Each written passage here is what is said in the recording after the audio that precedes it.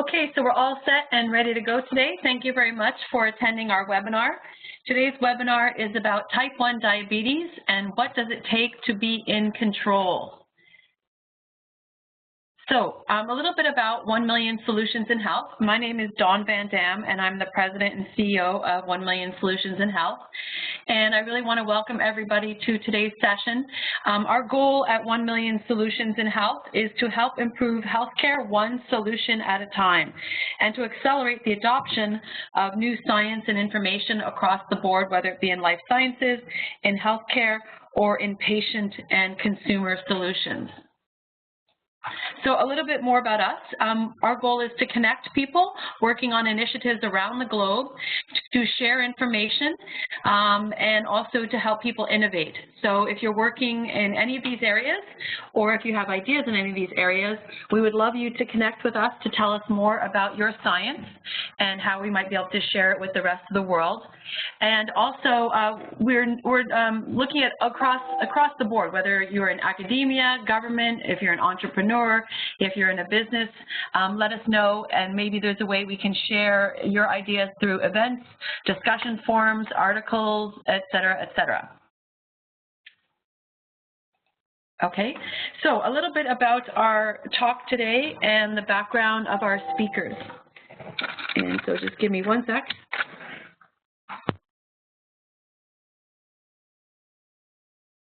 Okay. So can you still hear me? Yep, there you go. Can you still hear me? Great. So our talk today is, as it says, about how to take care of type 1 diabetes and make sure that we all have a successful management of our care in that regard. So we have two speakers for today's discussion, and I'm just going to pull up real quick a brief overview of today's presentation and take everybody through it. So the key to a healthy life with type 1 diabetes is to be in control. Control of glucose levels in an individual with type 1 diabetes involves at least 3 distinct areas. The first is insulin replacement, which includes choosing the type of injectable insulin and the method of delivering the insulin.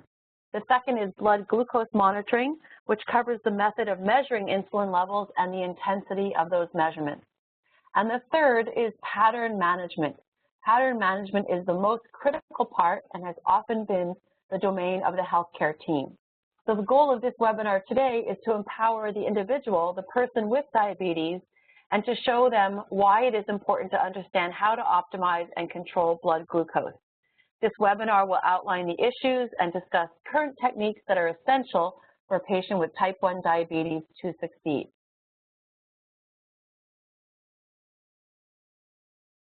So let me tell you a little bit about our speakers for today. Our first speaker will be Dr. Stephen Duck, and let me give you just a little bit about his background.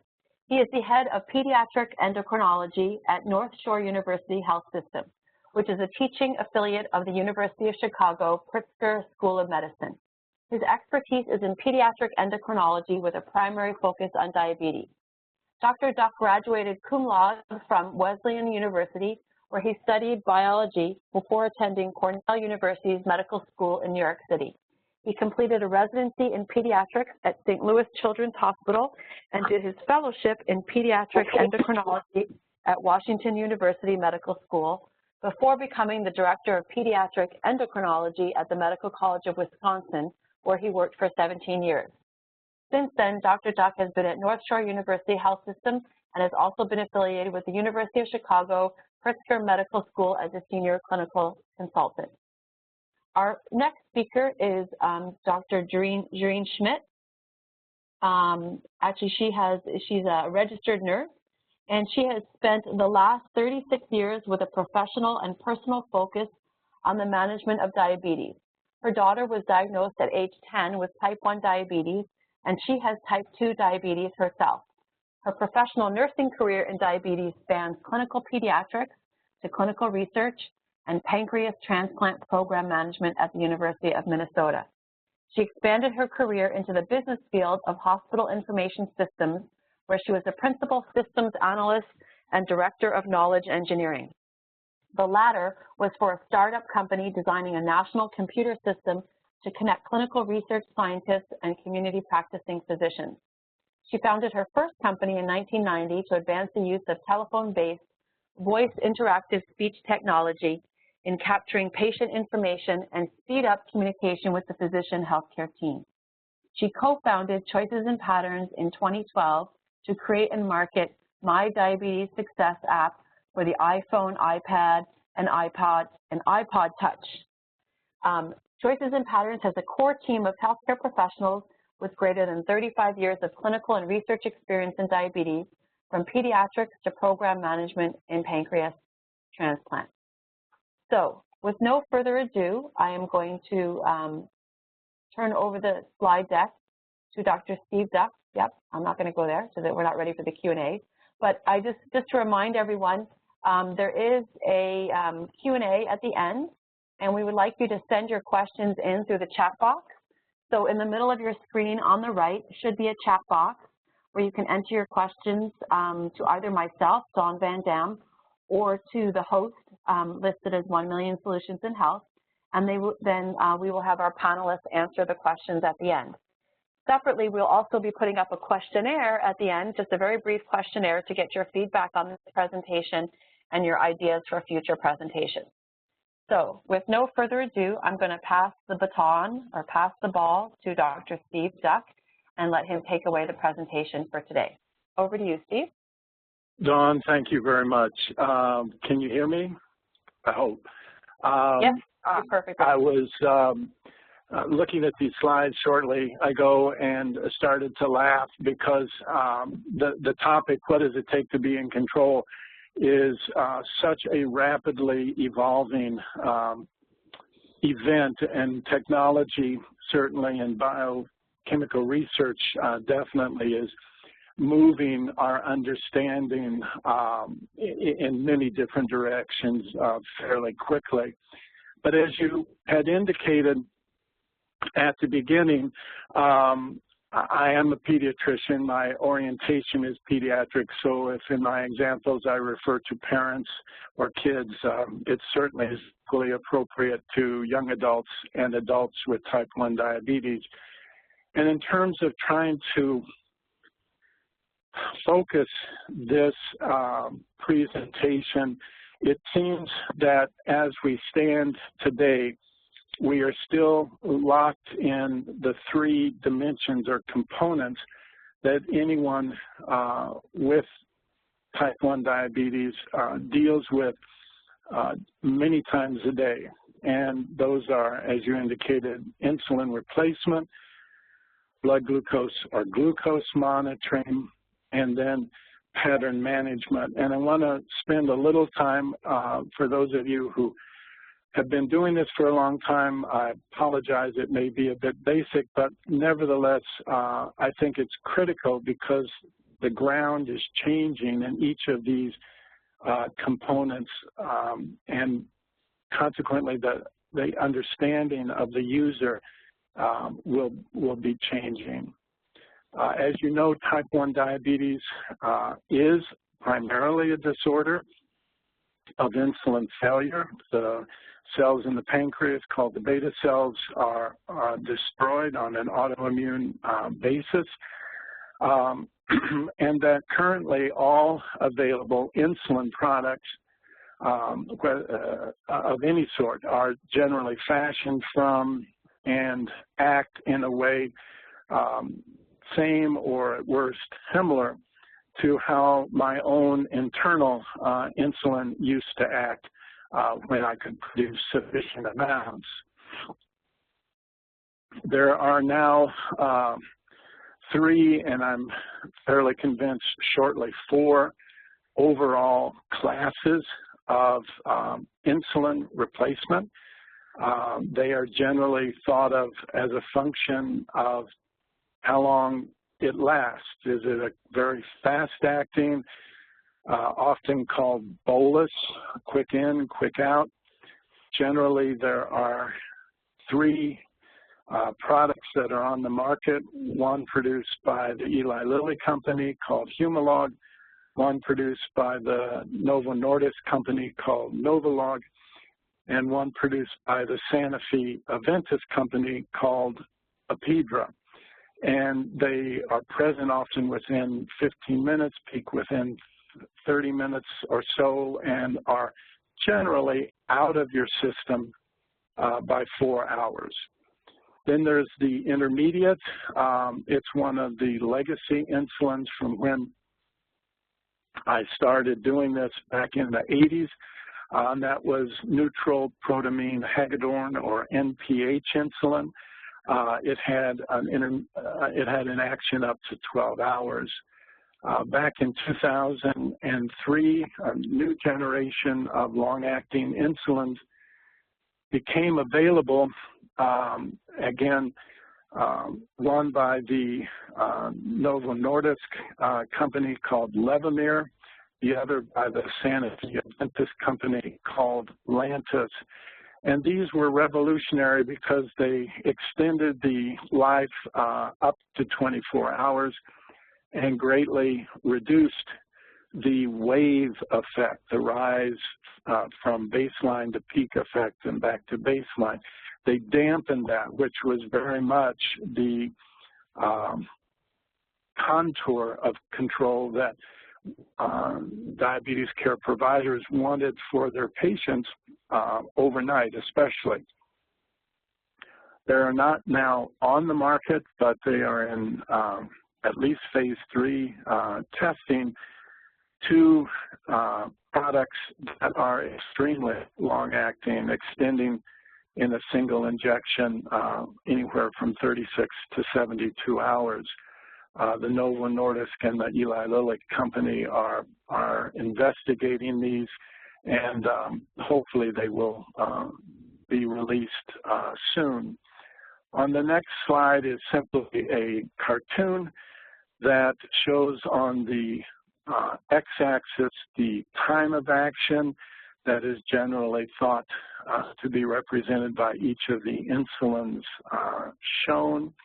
On the y-axis is data from studies that ask the question, well, to keep the patient who just got this insulin, to keep their blood sugar normal, how much sugar do we have to infuse to do that? And that is another way of seeing the biological life of these insulins. And as you can see, the rapid acting are very quick and quick out. The regular, which used to be our workhorse and is no longer, is sort of between the fast acting and the intermediate acting of NPH. And then the last 2 long-acting insulins, Glargine, which is Lantus, and Detmer, which is Levemir. And these are kind of how or why they get lumped in the clinical categories that I just reviewed. Insulin, fascinating protein, complex, not as big as many other hormones that we deal with, but complex enough that it needs to be injected under the skin. It needs to get past the digestive tract. As you probably have heard, or if not, can easily gain information about, there are alternative methods of delivering insulin. You can spray it in your nose, spray it in your mouth. You can inhale it into your lungs. You can swallow it. And those all do allow biological activity. However, the overwhelming or the overriding principle of diabetes control is tight control. Getting blood glucose levels into the normal range and keeping them there.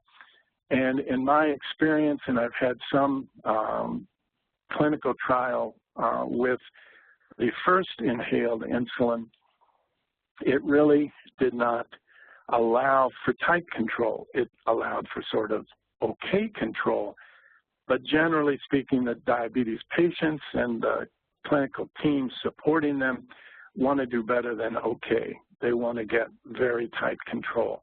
And so, again, the choices come down to insulin that is provided by injection.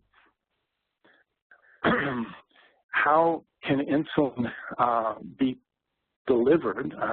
We've got the different choices. How do we get them on board so that they can do their action? Well, currently there are three choices. There is a fourth choice. It is very much at the cutting edge of clinical research. It's not ready for prime time. It involves planting infuser pump similar to a cardiac pacemaker device that allows for infusion of insulin directly into the bloodstream that insulin would normally take as it exits the pancreas, flowing directly into the liver. That is still at a research level, so again, we're still in the arena of the big three. And I want to just sort of review those with you, and also at least allude to some of the pluses and minuses that as a clinician I've observed. The vial and syringe is the original, the most reliable, the process that requires the least amount of high tech, if you will. It provides the maximum flexibility in picking the doses. When you are using vial and syringe, I'm a pediatrician, as I indicated. We make diagnoses in very young children, and often the full-strength insulin, that which is called U100, or 100 units of insulin per ml, we can't measure fractions of a unit carefully. So with vial and syringe and diluent that is provided by the appropriate company, we can dilute U100 to pretty much any concentration we want. We often use U10, and a vial and syringe allows you to do that. We have encountered some circumstances that insurance companies will not pay for any of the more convenient technology for delivering insulin. It is very basic, yes, but stranded on a desert island, you don't have to worry about anything going wrong when you've got the basics. The next is the pre-filled insulin delivery pen. It usually has a cartridge, or it's a throwaway unit with the cartridge already secured inside the device.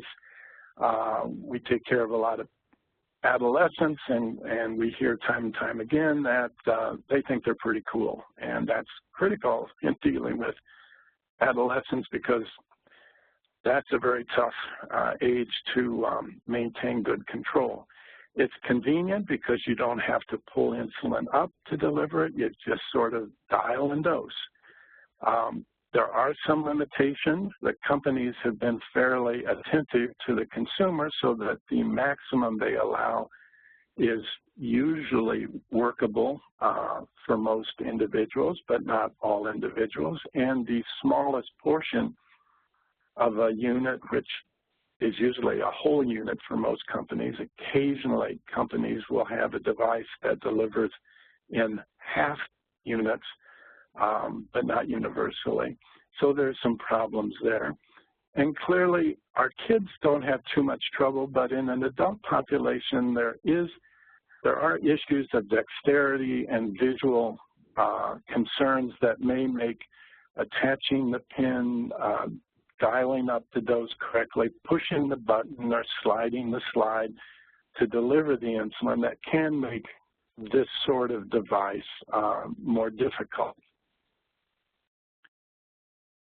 The third issue is the electromechanical insulin delivery device. I like that name. It's clearly known in the community as the pump. And this is just what it says. It's nothing more than a computer-driven syringe that will deliver, in this case, always a fast-acting insulin type, but it will deliver it in different ways. It can deliver a large amount quickly as a bolus. It can deliver a steady amount slowly over time, called the basal insulin. They are incredibly reliable. They've been around since the 70s. They've gotten smaller. They've gotten smarter. They've gotten far more flexible. They are very reliable. As a clinician, you got to know what you see is what you get. If the user does not know how to program it or to adjust the programming, it's going to deliver exactly what the settings ask it to. So it requires a significant amount of intellectual commitment to make these devices do all that they're meant to do. And they can do amazing things in terms of delivering insulin at different speeds and time frames. But the old computer adage, garbage in, garbage out, if you're not asking it to do the job, it will not do the job. Studies early on have shown that some individuals have a significant psychological burden in wearing this thing on their body. And I will come to it shortly, but having them now wear a second thing, which you can see on this picture of the abdomen. There is the pump on her, see, that's the left side, and this other device on the right side, that's a continuous glucose monitor. I have so many kids just tell me categorically they will not wear a CGM. They'll keep the pump on, but nothing more. To me, that is coded admission that they don't even like the pump and don't ask me to put anything else on. It really is a psychological burden. And families and individuals need to know that so you don't just cavalierly put one on a patient thinking it's just another easier way to give insulin. It may be that, but it is not without its downside. And lastly, most kids, maybe not so much in adults, but definitely kids, have to be more creative in where they insert the delivery device. There's usually not as many easy places to do that because of the nature of the indwelling catheter. Going to the second aspect, well, okay, you got the insulin in. How do you know what it's doing? And that clearly centers on blood glucose monitoring. And again, this is a field that in the last 18 months has undergone wonderful, amazing transition. When I started, we weren't even able to measure blood glucose. So when those discrete measurements using capillary finger blood glucose, it was revolutionary. And it remains the backbone of most individuals taking care of their blood sugar. There was the use of alternative site, which was also on the forearm or the base of the thumb as opposed to the fingertips. There were problems with that, and most contemporary meters have moved away from alternative sites and stick with capillary finger blood glucoses, which represent high capillary flow and pretty accurate to the general glucose values in the body. And you see that device on the left-hand side of the slide. And then in the middle, or what appears to be in the middle, is, in my mind, the most powerful and amazing development in diabetic control this century, and that is the subcutaneous continuous glucose monitor, which measures in in the subcutaneous tissue, not the blood, the glucose values, which are always less than the blood values because it's the glucose is passed by tissue, and those tissues are looking for glucose. It's eaten it up, and so by the time it gets to the sensor, it's not as high as it was in the bloodstream. But again, that has all been figured into the computer processing, and the devices are remarkably appropriate to what's real. Going back to the finger poke, all finger poke glucose monitors are able to correctly measure capillary blood glucose to earn federal approval. Those of you that are the scientific side of this might recognize the chart below, which is called the Clark Error Grid. Bill Clark developed this at University of Virginia in Charlottesville, and it's become international standard. It basically asks a meter, well, your machine on the y-axis showed what value of glucose compared to a hospital-run real blood glucose on the x-axis.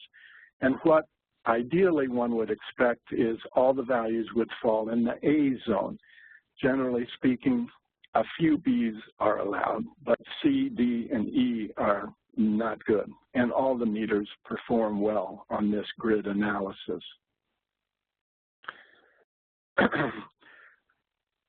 There are probably more meters than there are brands of U.S. automobiles. There are so many out there, and they're all required to maintain a certain degree of precision. So what you pick is either what your insurance company demands, which is probably based on nothing except cost to the insurance company, or perhaps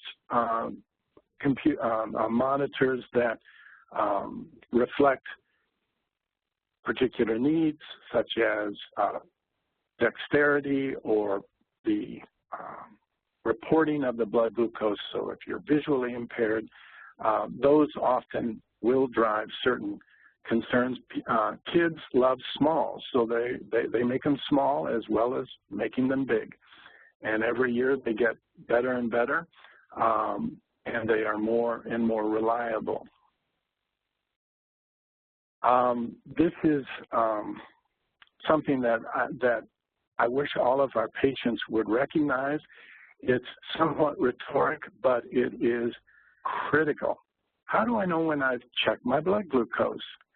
The usual answer might be, well, when you feel your finger poke and you got the blood, that's when you know you've checked it.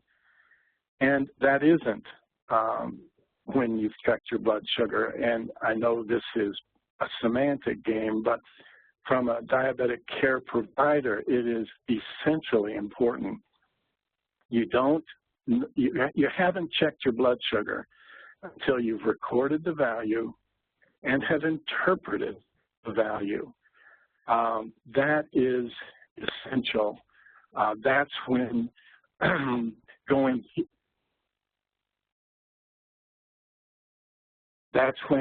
through the discomfort of the ouch of the finger poke really pays off, and you pay probably anywhere from 50 cents to $1 to get that strip.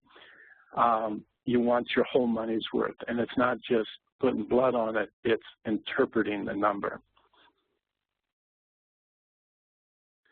This is a log sheet that we've developed. It doesn't have to be in yellow, but it copies in gray quite nicely, and it provides horizontally a line for every day of the week. It allows for the individual to record what the blood glucose is, BG.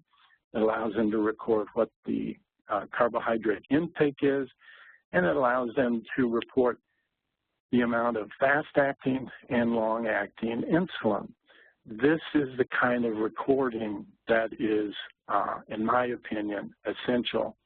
And one thing that I like about this is that it lines up all of the major events. So breakfasts are all lined up. I really don't care when you eat it. I just want to know what they are, because, and the lunches and the dinners and the bedtime, because it's an analysis of pairs of numbers, breakfast to lunch, or lunch to afternoon snack to dinner. It's that pairs of assessment that are critical. My experience is log records written by hand are the most useful and practical and informative. You can upload them to the cloud. My observation so far is that most meters that do upload they'll upload what time of day and what the blood glucose was. That's a good start. But what about the other elements? What about the carbohydrates consumed? What about the insulin that was administered? Without that data, uploading them to the cloud is not that helpful in my experience. You got, and were you to the cloud, I really encourage print a hard copy weekly so that they can analyze and decide, and we'll get to pattern management in just a minute. CGM, whether it's the Dexcom G4 or the Revel, which is the older model, Enlite, I believe, is the current model, that will give you the glucoses.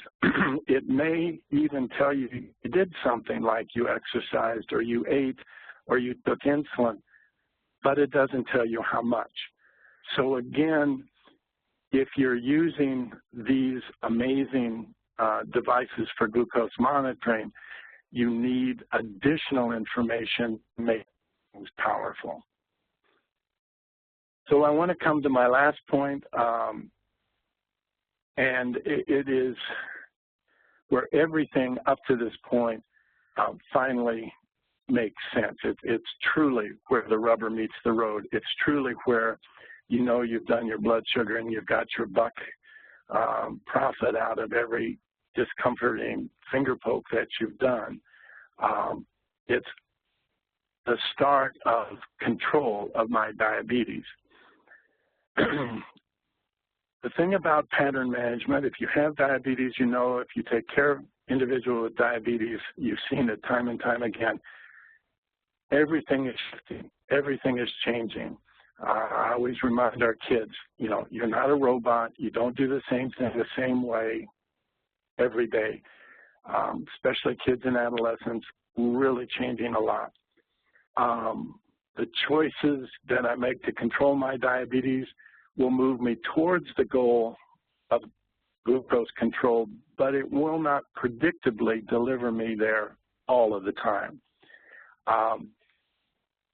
Human beings have a lot of soft edges, and you got to take that into account. In terms of processing and helping families process, a business model, which I've heard of, I've never formally been taught that, but they often say 80-20. If you can get it right 80% of the time, that's pretty good. 20% of the time, sometimes there is no way with our current technology and level of understanding and sophistication that we're able to unravel why a blood glucose number occurred.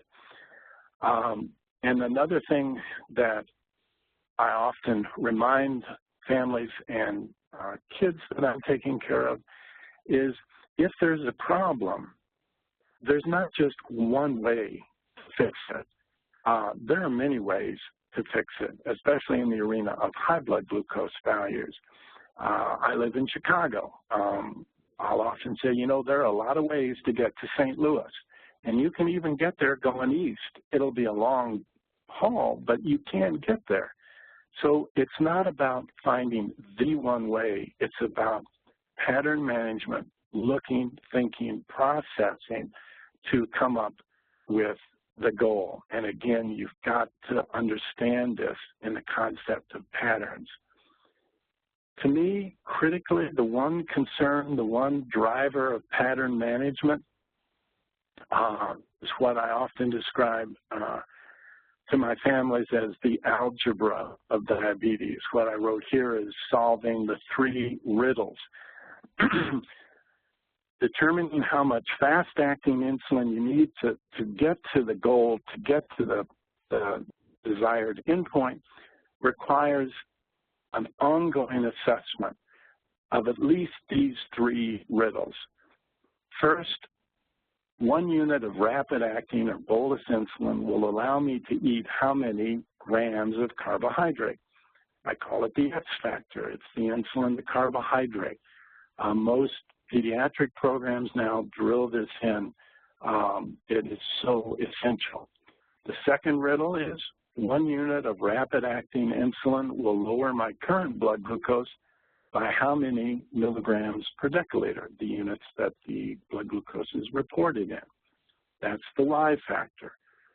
And lastly, the increased or decreased activity for the next 4 hours, because that's typically how long the fast-acting lasts, will require me to alter by so many percent my rapid-acting dose, with the concept there that the more active you are, no matter what level of physical fitness, the more you exercise, the less you need to get the job done. The less you exercise, the more insulin you need. So you've got to solve those 3 in order to know how much insulin to pull up in the proverbial syringe or punch in as your bolus dose on your pump. The 4th riddle is not really a riddle because it doesn't change that much, but it is critical. How much time do I need to wait between the time I take my calculated rapid-acting insulin and the time that I actually begin to eat? And statistically, from studies done in pump patients, it's about 20 minutes if your blood glucose is normal. But a more flexible answer is, well, how much time? It's whatever time it takes to keep my glucose value under 120 milligrams above the value it was when I started. So if I'm starting at 200, I don't want it to go above 320. If I'm starting at 100, I don't want it to go above 220. Whatever time it takes to accomplish that, that's the solution to the 4th riddle. Other concepts that at least I encounter so often and hopefully are appropriate to help pattern manage a young person or anybody, in fact, is if my blood glucose is at a level I don't like, too high, too low, and it's within 4 hours of taking my Humalog or Novolog or pump bolus insulin, then the problem is the rapid-acting insulin, not my long-acting. I have a lot of times kids will be in a situation where maybe before lunch their blood glucose is low and the family says, well, I think they're on too much long-acting. I said, well, when did you take your breakfast? Oh, I took it about 9:30 and lunch was 12:30. No, it's not Atlantis. The only way you can really grade or assess or evaluate the long-acting is you got to get 4 hours or more past your last bolus dose. Then you can see how the basal. When does that typically happen? Typically overnight, and that's about it. That can help families stay on track with their pattern management for their young people. So again, for me, you, your patients, your family members to succeed, you must actively engage in identifying patterns and then reviewing the choices. Just to have numbers in a meter or in hyperspace won't serve my task of getting to my goal. And as a healthcare provider, I'm always too often encountered by a family or a patient when we say, hi, can we see your records, how you've been doing? They hand me their meter, which is another way of saying, you know, doc, I really don't care. and quite honestly, neither should you. The team cannot work harder than the individual with the disease. And having numbers in the meter, I can barely remember what I ate a day ago, let alone, weeks ago. That information has to be available for the care team to really support and oversee or look over the shoulder of any individual with diabetes. So waiting until you download the meter when you get to your healthcare provider is waiting 3 months too long.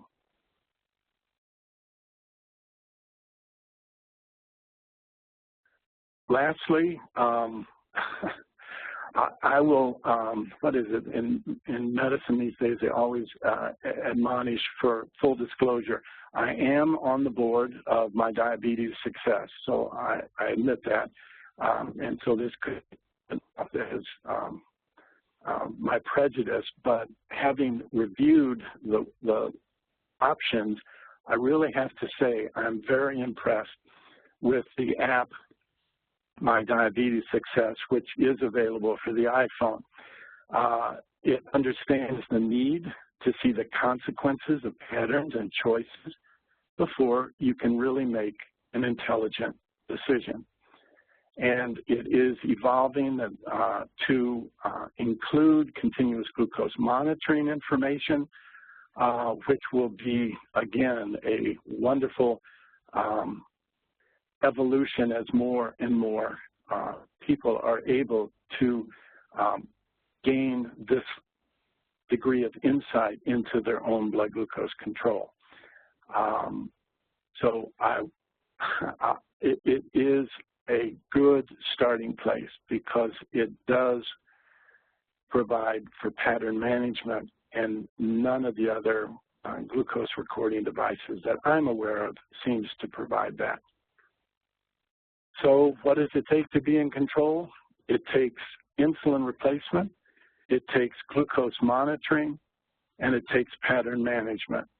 And what any individual with diabetes needs is to find the resources in diabetes care teams and technology to help you get to that goal. Thank you very much. I appreciate your time. Great. Well, thanks, Steve. I'm going to take us into the next couple of slides because, unfortunately, our second speaker today, Jareen Schmidt, is having some technical difficulties out in her region on the west coast of the country. So we just have a few more slides, and then we are going to open it up to questions and answers. Excuse me. So Jareen has prepared these slides, and I think one of the things that we pride ourselves about at 1 Million Solutions in Health is that we make sure that we understand the companies and the technology or the science that's being presented. So I do understand what you've been talking about and what Jareen was intending to talk about. So I will go through her 2 slides and see if maybe you can embellish them a little bit further beyond what I'm going to say. So we're talking now about the My Diabetes Success app, which is actually available for free. It's a free download on the iPhone, iPad, or iTouch. And it really fits in quite well with everything that Steve has been talking about. Dr. Duck went over the management and the control of diabetes and how in the beginning, how everyone feels and thinks about themselves with diabetes. You feel like you have this problem and you have to deal with it. And, it can be quite overwhelming, and sometimes you might feel like it actually controls your life rather than you controlling it. So that's one of the things that the My Diabetes app can do, is it can help empower people and give them the facts to help them understand how to better manage their diabetes and understand, is it the long-acting or the short-acting? Is it the food I'm eating? Is it the exercise I'm doing? Is it, the amount of the dosage of my medication or my insulin? So what is it that's in the mix that makes it really important? And this is all put together for you in the My Diabetes Success app. And really takes away sort of some of the stress around daily planning but gives you the information about what you've done and what you've done maybe that you could modify so that you can put your attention back on making those changes rather than stressing what the numbers might be. And so the big question is really, it's all about what's required to control your diabetes and your blood sugar so that you're healthier, you're happier, you feel better, and you don't have any long-term complications. So Steve, do you want to add anything further to this slide over what I just said? No, I mean, no, because that's it. And just like blood glucose meters are getting better and better, the accomplishment of those goals are being constantly enfolded into the app with each iteration. So no, you're spot on. Okay, great, thanks. And then the second slide that Jareen had is, what is the power of the My Diabetes Success app and how to use it to be more successful. So what the My Diabetes Success app does is it allows you to put in what you've eaten, what you've done from keeping yourself active, so what exercise you've done, and your medications, and put it in a very easy, quick, comfortable way so that you can then have it feed back to you some information about your behaviors and what sort of habits you're forming in those behaviors, and therefore allow you to make better choices the next time. And really, it just focuses on the times when things maybe could be adjusted. So rather than requiring you to put in tons and tons of information about the things that you're doing well, it focuses on the things that are maybe sort of, when things aren't exactly how they should be. And it really allows you to see and review those patterns to control blood sugars and help you feel better. And it is the only app on the market with patent-pending technology that can do this sort of work. So it really is the accumulation of your daily management and provides you with the results in a way that no other app on the marketplace does today. So again, I'll turn it over to you, Dr. Duck, and see if there's something that you want to add to what I just said there.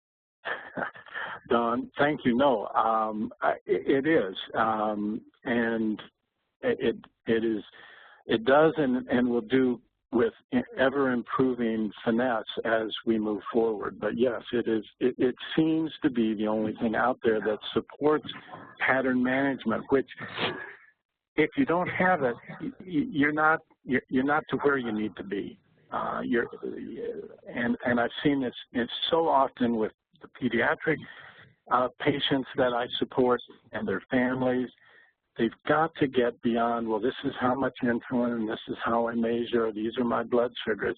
You've got to get to the next level, and nothing that I'm aware of does that other than showing up into the doctor's office, which is good, but doesn't happen that often, and their life goes on in all its many iterations, many times between visits. So you got to empower the family or the individual to understand and move when it's time to move.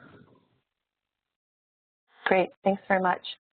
So I just want to give everybody a chance to ask some questions. There's some questions that have come in already, which I'll get started on in a second. And we'll put up the survey into the chat box so that everyone can answer the survey as well. There it is. It's just been put up there. All you have to do is click through right there, and you'll be taken to the survey. You can always answer it while you're listening to the questions, which would be really very much appreciated. One also thing, if you're going to be at the Connected Health conference, it starts tonight, and then it's the next 2 days in Boston, Massachusetts. We will have some people there, and if you send us an email, we'll connect you with them and give you a chance to talk to them about this, the My Diabetes app. So again, that's the Connected Health conference sponsored by Partners Healthcare in Boston, Massachusetts, which is part of Harvard University. So I just want to let people know that that's available if you want to follow up with some people who work with the My Diabetes app and can give you some more information or answer your questions or tell you how to download it and find out more about it. So Steve, some questions for you, and I will just jump right in here. So you didn't really mention food or diet as having an important role in control. Is food not a critical player? What I eat really changes my blood sugar levels in my mind. So can you comment on that, Steve? In thinking about it, I wondered whether I should put that in or not. My experience is we support families with a wide variety of ethnic backgrounds and consequently ethnic food choices, and I've not encountered any pattern of eating that is wherein the kind of food that's eaten truly makes a difference. How much they eat, absolutely. The carbohydrate concentration, very definitely. If I always chuckle because I think an adolescent boy may be able to pull this off. If you decided just to eat a 2-pound steak and nothing else, there may not be much in the way of carbohydrate listed, but you will need insulin because you do need insulin processed protein. But generally, the American Diabetes Association does not have a factor for that impact of protein on insulin adjustments. They're looking into it, but it's not yet established. And it really comes down, in my experience, to how much you're eating. The caveat to that is, yes, it takes longer to digest food that is rich in fat. Fat in all of us causes our stomach to just close down and not let the contents out at the usual speed. So we have what's called delayed stomach or delayed gastric emptying. Fat does that. So if you're eating the classic like pizza, you'll find a very unusual but very predictable pattern of glucose rise and fall and rise again. It's called a dual or double wave. It's any fatty food, even macaroni, our patients will do the same thing. So it's knowing the carbohydrate primarily and whether or not the food is heavy fat. But I'm not aware yet that there's that much difference or impact. I know there's a large science regarding glycemic effect. Some carbohydrates are slower to digest than others, therefore their profile is different. That's true. But in a mixed meal, carbohydrate, protein, and fat, it's not been consistently observed to make a difference. That's an issue that you need to discuss with your healthcare team. So no, that's a long answer to the question of why I didn't include food. Okay, great. So another question that's come in is, I do not understand why when I do the same thing, I get different outcomes regarding the follow-up or the blood glucose levels that I'm looking at. Oh yeah, that's the 80-20. It's like, I did the same thing. How come I don't get the same result? And that can be a very difficult question, and it gets into a lot of subtleties, which the diabetic care team will explore with you. Touch the issue of diet, food choice, fat composition. It can touch location of infusion or injection of the insulin. If you're shooting into an overused area of your body, it often is a scarred area. It often has fat buildup, so that the insulin that is being infused into that area doesn't have a good blood supply to get out, and it can be trapped. There's studies that show if you're administering insulin in an overused area, you can lose up to 25% of the insulin action you thought you gave. So if you are moving your sites around, you could get different impacts. Hormones make a difference. Now, if you say you do the same thing day to day and you get a different outcome. Probably it's not hormones, but clearly for young women, the estrogen levels of the menstrual cycle change often, and that will impact glucose control. Growth in adolescence, but that's not a day-to-day concern. And I think the limitation of our technology leaves us with this 80-20. Sometimes there's just no insight that we can identify that will make a difference. But so long as we're avoiding low blood sugar levels and working to minimize high blood sugar excursions, we're just going to have to live with that, knowing that there are solutions, primarily biomechanical solutions, soon to be available that will allow us to maintain our blood sugar in a targeted zone. But for right now, work with your team, review injection sites, insulin issues, food, dietary choices, those kinds of things to identify what could be causing that problem. Great. Okay, thanks, Steve. Here's another question that's come in. Is my child is starting into puberty and their blood glucose control is just terrible. What is that all about? The quick and dirty answer is puberty.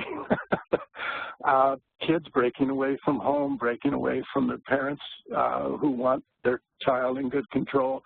I mean, there is some of that, and the literature is replete in data that says the overall blood glucose control is defined by a hemoglobin A1C blood analysis is always highest in the adolescent age group. But another thing that is important is that if you understand that puberty biochemically is generally a 4 to 5 year process, the first 3 years of that 4 to 5 year process are associated with dramatic increases in the sex hormones, either testosterone for young men or estradiol in young women. Those two steroid classes are known to counter affect or counter-regulate the action of insulin, and that going through puberty will, of itself, require about a 30% increase in insulin in the riddles to be solved, in the diabetes algebra solution, so that we routinely warn families that what we're suggesting at one visit will probably not be what will work 3 months from now, because they're growing, their hormones are rising, their insulin antagonism is increasing, growth hormone, which responds to sex hormones, which is partly why kids grow so quickly in adolescence. That counter-regulates the action of insulin, and parenthetically, it's the growth hormone that we all secrete that causes all of us to need more insulin from about 2 or 3 in the morning until 8 or 9 in the morning. It's called the DAWN, D-A-W-N effect. And all of these things are happening, and they are clearly dynamic in the adolescent population. By the time they get to toward the end of puberty and they're sort of almost there, then that need to change ceases, or at least becomes less apparent. So that may be a big piece of why that person's child was moving so much. And of course, another possible dimension, certainly among boys, hopefully more and more among girls, is the more they get into adolescence, the more they're going to be playing sports, doing hard physical activity, and that if you remember back to the riddles, that's the Z factor, the exercise factor. So that's going to impact on a day-to-day basis, sometimes hour-to-hour basis, how much insulin they're going to need to remain in control.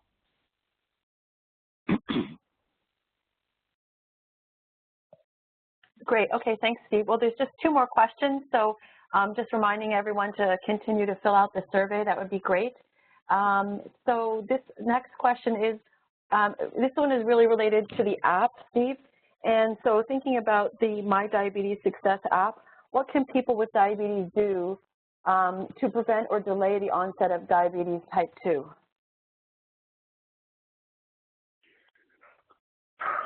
Well, there has been some very significant studies in adults addressing that very question. I think it goes by the name Diabetes Prevention Trial, where they looked at thousands of individuals, and there was a study done, I believe, exclusively for women. And the data showed that lifestyle change read into that increased physical activity, and weight loss was the most powerful action that any of us could do to prevent or delay the development of type 2 diabetes. This was studied in one group, and then another group had metformin, which is an oral medication, and then I think a third group had a combination of both. But lifestyle change was the #1 or essentially #1 choice. So in terms of the diabetes app,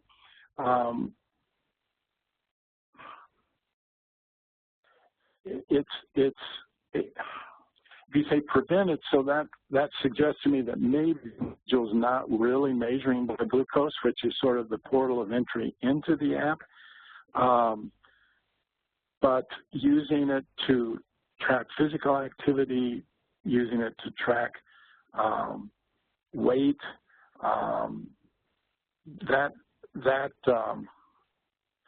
that will be an area of increasing utility that we hope to further build into the app. I'm not sure that answers the question, but that is what comes to mind. Okay, great, thanks. And then the last question for you today is, again, related to the app. What can people with diabetes do to prevent complications? And do some types of diabetes have more complications than others? And are they slower in onset? So that's like 3 questions, but you can answer what pieces of that you like. What can someone do to prevent diabetic complications? Was that one of the questions? Well, I'm just taking myself off mute, sorry. Oh. What can people with diabetes do to prevent complications, and do some types of diabetes have more complications than others, and are they slower in onset? I'll get to the first one. To my knowledge, and unfortunately in pediatrics, we are seeing more and more young people present with type 2 diabetes. And I'm often asked, is my child's diabetes, more severe or less severe? And my response is diabetes is diabetes. It's a serious wake-up and requires your full attention, which is a challenge because that's what makes diabetes so unfair. You never get time off for good behavior. If you have type 1 or you have type 2, the concerns are the same. What might get you in trouble in type 2 might be a little bit different than in type 1, but no matter what complication, and we can consider what are generally classified as small blood vessel complications, such as trouble with your vision, meaning the back of your eye, the retina disease, trouble with kidney function, or trouble with the tiny blood vessels and nerves in your feet or hands, those are called microvascular complications, or the large blood vessel considerations, coronary artery disease, stroke in the brain. All of those continually come back to persistent elevated blood glucose happening, duration, and changes that can be effected early on or even in the middle of having been diagnosed, have now been studied in both type 1 and type 2 to suggest an incredibly long-lasting benefit, so that some studies, again, done back in the 90s in type 1 diabetics and in, I think, later 90s and early 20s, have shown that if you can get your blood sugar down, you can delay or prevent microvascular and macrovascular problems. You may not be able to prevent them. That a scientific study, it will take much longer, but definitely delay, definitely slow down if they were already happening, and occasionally even reverse. So I tell my families, the #1 goal, the target, the first brick in the wall, the foundation, blood glucose control. That is the key that will keep your life in your control. And as a caveat, I mean, I started back in the 70s. Back then, if you were diagnosed with type 1 diabetes under the current care, you pretty much were going to lose, in general, at least 10 years off your expected life. Now, if you're diagnosed in today's environment and control, which isn't perfect, but it's way better than it used to be, now your life expectancy is exactly the same as anybody else. So this is wonderful news that as an individual or a family caring for a person with diabetes can help that person appreciate the control and their patterns and not walk on water necessarily. That technology hopefully will be here reasonably soon, but just until it gets here, keep their blood sugar under control. That will radically improve their future. So great, excellent, excellent. Thank you so much, Dr. Duck. So we really appreciate the presentation today and the information that you provided. We had a great Q&A, lots of good questions. If people want to check out some of our future webinars, you can find us right there at 1millionsolutionsinhealth.org. And again, we thank both presenters, even though Jareen wasn't able to make it today. She provided some great information that Steve and I were able to jump in and fill in on. So again, we appreciate your attendance today. And if you have any follow-up you need or any other further information, please feel free to contact us.